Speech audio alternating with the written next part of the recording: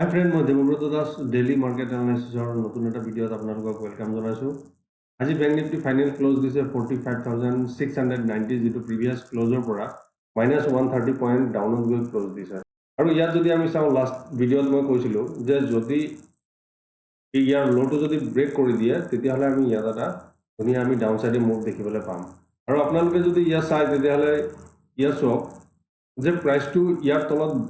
Brake কৰিছে, কিন্তু brake কৰি আকৌ ওপৰলৈ উঠি গৈছে। 5 মিনিট টাইম ফ্ৰেমত যদি আমি চাওঁ তেতিয়াহ'লে তাত আমি দেখিছোঁ যে ইয়াৰ ল'টো ব্ৰেক কৰিছে, কিন্তু ল'টো ব্ৰেক কৰি যিটো কেণ্ডেলে ব্ৰেক কৰিছে তাৰ ল'টো আকৌ নেক্সট কেণ্ডেলে সেই ল'টো ব্ৰেক কৰা নাই, আৰু তাৰ পৰাই প্ৰাইচটো ওপৰলৈ উঠি গৈছে। আৰু ইয়াত চাওক যে প্ৰাইচটো যিমানে তললৈ আহিবলৈ চেষ্টা কৰি আছে, কিন্তু বায়াৰে আকৌ ঠেলি প্ৰাইচটো ওপৰলৈ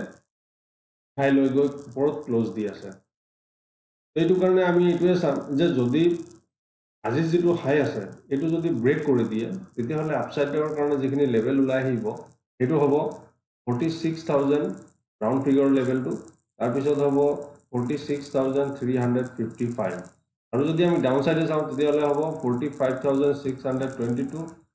তাৰপিছত হ'ব 45,511, তাৰপিছত হ'ব 45,388।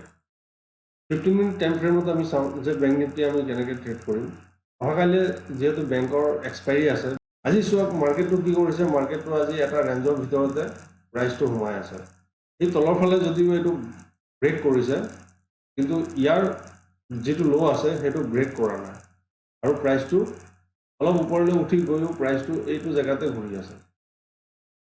আৰু তাৰ আগৰ দিনাখনত যদি আমি চাওঁ, আমি ডিছকাছ কৰিছিলোঁ যে প্ৰাইচটো এটা ৰেঞ্জৰ ভিতৰত সোমাই আছে। এইটো যদি ব্ৰেক কৰে আপ ছাইডে যাব, বা এইটো যদি তলৰ ছাইডে ব্ৰেক কৰে তেতিয়াহ'লে ডাউন ছাইডে যাব। আকৌ সেম আজি আকৌ একেটা চিনে হৈছে যে প্ৰাইচটো এটা ৰেঞ্জৰ ভিতৰত আছে। এতিয়া আমি চাম যে অহাকালি আমি কেনেকৈ ট্ৰেড প্লেন কৰিব পাৰোঁ। অহাকালি যদি এইটো ৰেঞ্জৰ ভিতৰত যদি প্ৰাইচটো খোলে, এইটো খুলি যদি আপছাইডে যদি ব্ৰেকআউট দিয়ে তেতিয়াহ'লে আপছাইডৰ কাৰণে যিখিনি লেভেল ওলাই আহিব সেইটো হ'ব 46,011, তাৰপিছত হ'ব 46,166, তাৰপিছত হ'ব 46,311, আৰু যদি আমি ডাউন ছাইডৰ কাৰণে চাওঁ তেতিয়াহ'লে হৈ যাব 45,422,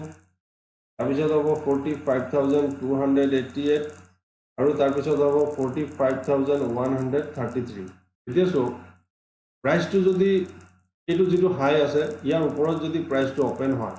অপেন হৈ যদি এই যিটো হাই আছে ইয়াক যদি ছাপোৰ্ট লৈ ইয়াৰ পৰা তাৰপিছত যদি প্ৰাইচটো ওপৰলৈ যায় আৰু যিটো ফাৰ্ষ্ট কেণ্ডেলৰ হাইটো আছে ইয়াক যদি ব্ৰেক কৰি দিয়ে তেতিয়াহ'লে আমি ওপৰলৈ আমি ধুনীয়া এটা আপমুভ দেখিবলৈ পাম। আৰু প্ৰাইচটো যদি ইয়াত অপেন হয়, ইয়াত অপেন হৈ যদি অলপ ৰেঞ্জ বনায়, 15-20 মিনিটৰ যদি এটা ৰেঞ্জ বনায়, তাৰপিছত যদি তলৰ ফালে যদি ব্ৰেকডাউন দিয়ে তেতিয়াহ'লে আমি তলৰ ফালে আমি এটা ধুনীয়া এটা মুভ দেখিবলৈ পাম। আৰু ইয়াৰ চাওক প্ৰাইচটো এই 20 মুভিং এভাৰেজ যিটো আছে ইয়াৰ ওপৰতে ছাষ্টেইন কৰিছে। এতিয়া আমি চাম যে যদি প্ৰাইচটো ইয়াৰ ওপৰত যদি ছাষ্টেইন কৰে তেতিয়াহ'লে ওপৰত যোৱাৰ চান্সটো বহুত বেছি আছে। আৰু ইয়াত মই আৰু এটা কথা আপোনালোকক জনাই দিওঁ যে ইণ্টাৰডে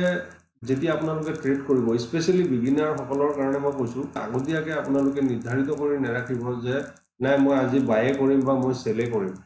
কিয়নো ইণ্টাৰডে টাইম ফ্ৰেমটো সৰু থাকে। ইয়াত যিকোনো মুহূৰ্ততে ইয়াৰ প্ৰাইচ একশ্যনটো বদলি হৈ থাকে, কিয়নো ইয়াৰ টাইম ফ্ৰেমটো সৰু। যদি ডাঙৰ টাইম ফ্ৰেম হয় তেতিয়াহ'লে তাৰ কথাটো বেলেগ হয়, তাৰ কাৰণে আমি বেলেগভাৱে চিন্তা কৰিব লাগে।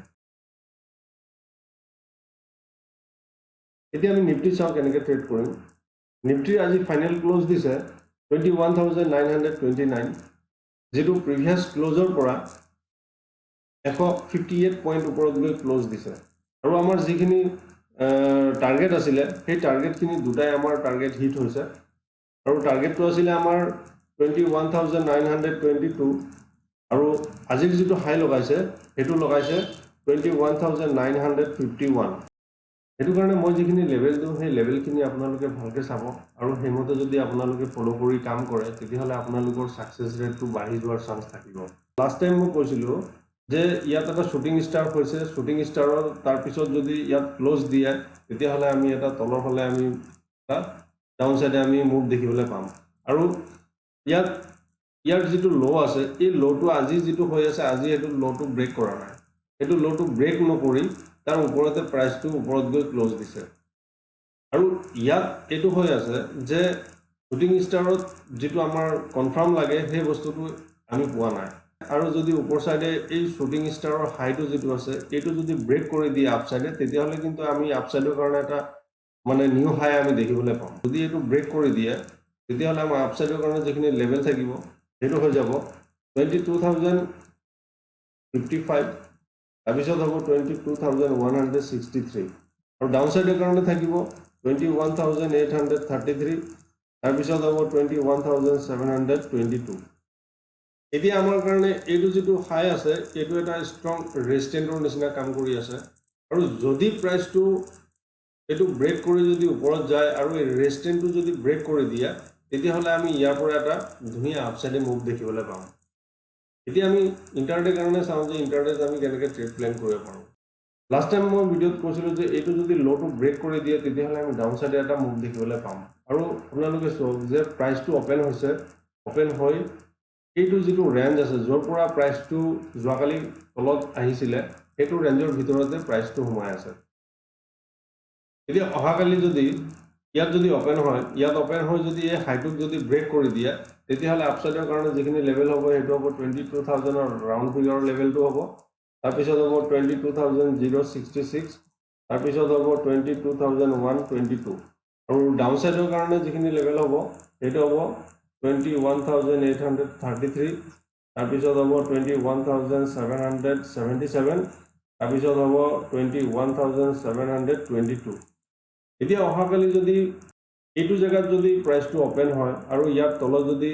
ব্ৰেকডাউন দিয়ে আৰু প্ৰাইচটো যদি তলত আহে তেতিয়াহলে তাৰ প্ৰিভিয়াস যিটো লো আছে ইয়াৰ পৰা ই সাপোৰ্ট ল'ব সাপোৰ্ট লৈ ইয়াত আমি প্ৰাইস একশনটো চাম যদি আকৌ এটা সৰু ৰেঞ্জ বনাই যদি তলৰ ফালে যদি ব্ৰেক কৰে তেতিয়াহলে আমি এই ডাউন সাইডে আমি এটা ভাল মুভ দেখিবলৈ পাম আৰু যদি ইয়াত যদি টাইম স্পেন্ড কৰি যদি সেকেন্ড হাফত যদি প্ৰাইসটো ওপৰলৈ যায় তেতিয়াহলে আমি ওপৰ সাইডে বায়াৰ কাৰণে আমি এটা ট্ৰেড পাব পাৰোঁ আশা কৰোঁ আপোনালোকৰ ভিডিঅ'টো ভাল লাগিব যদি ভিডিঅ'টো ভাল লাগে লাইক শ্বেয়াৰ এণ্ড ছাবস্ক্ৰাইব কৰিব আৰু যদি মোৰ চেনেলত নতুন চাই আছে তেতিয়াহলে ছাবস্ক্ৰাইব কৰিবলৈ নাপাহৰিব আজিলৈ ইয়াতে শেষ কৰিলোঁ আকৌ এটা নতুন ভিডিঅ'ত আপোনালোকক লগ পাম ধন্যবাদ